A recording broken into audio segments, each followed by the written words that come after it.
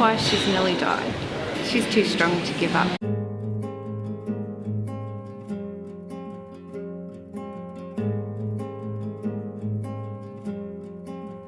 When I was 14, just started year 9, I ended up getting chronic fatigue.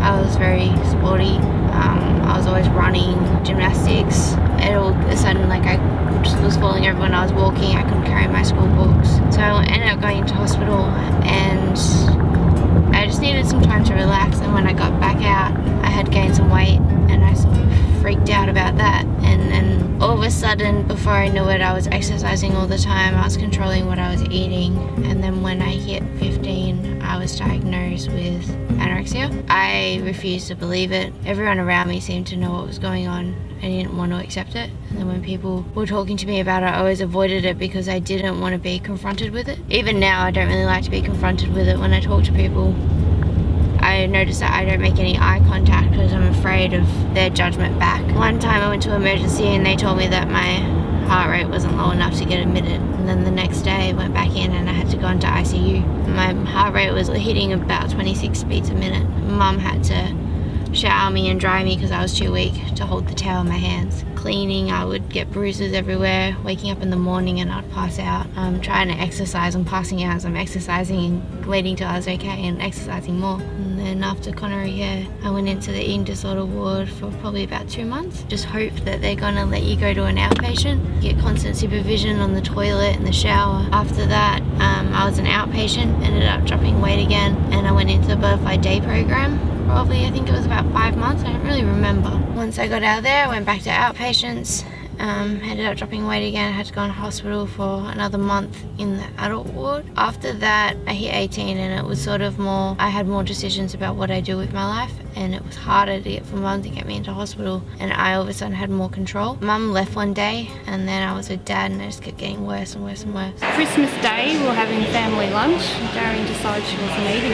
I noticed it. Christmas holidays, we went away for a family holiday. I struggled to get her to eat.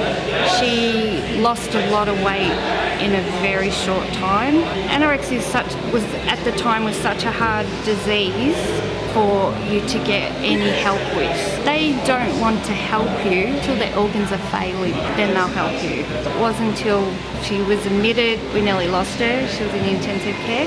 Her heart was nearly stopped, and that was really, really scary. And that's when they decided that they could help. Darian is the strongest woman I've ever known. And I couldn't be more proud of her, to where she is now to where she was. Twice she's nearly died. She's too strong to give up. And she was weighing me every week, and the deal was I was allowed to exercise until I lost weight. And then one time I weighed in and I knew I had lost weight, so I stuck coins in my undies and I overloaded with water, just trying to make sure that I had either maintained my weight. And then when I weighed in, I ended up losing 800 grams, and I knew it was much more than that because I had water loaded and stuck coins in my underwear. So she banned me from any exercise, and it was a big argument. There was a lot of tears, there was a lot of screaming, and then I snuck out and did a box fit class.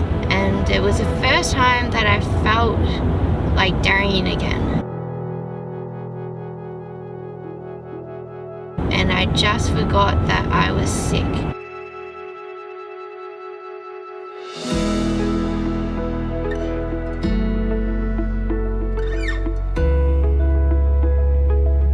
I went again, and the instructor told me that I needed to gain weight to be able to go any further. It's Gavin Turner out here at Hammond's Gym in Nunawading, which is my home. Darian's come on board, dedicated, wants it, and does everything that's asked. Even tonight at 10:15, it is now on a Monday night. She's out here, she wants to get the work done. Big ambitions, you can't ever harness somebody's ambition, but my role as a trainer is to really make her see what work needs to be done, whether she's prepared to work for what she wants. For me, it's about painting a picture which is realistic as to how much work's required, not as to what's achievable.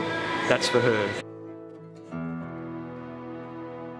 And ever since then, I started gaining weight. It was small at first, and then all of a sudden I was 1 kilo heavier, and then 2 kilos heavier. And I remember telling Mum that I was going to tutor, and I used to leave my gym stuff in my bag, wash it at the laundromat, and I would carry my books out to the car. I finished finish training, carry my books back in. He used to say I was catching up with friends and make up stories about what we did. And then one time I had my first sparring session and I walked in and I had a big fat nose, I had black eye, and just continued to do the boxing, and ever since then I started gaining weight. That's why I do what I do.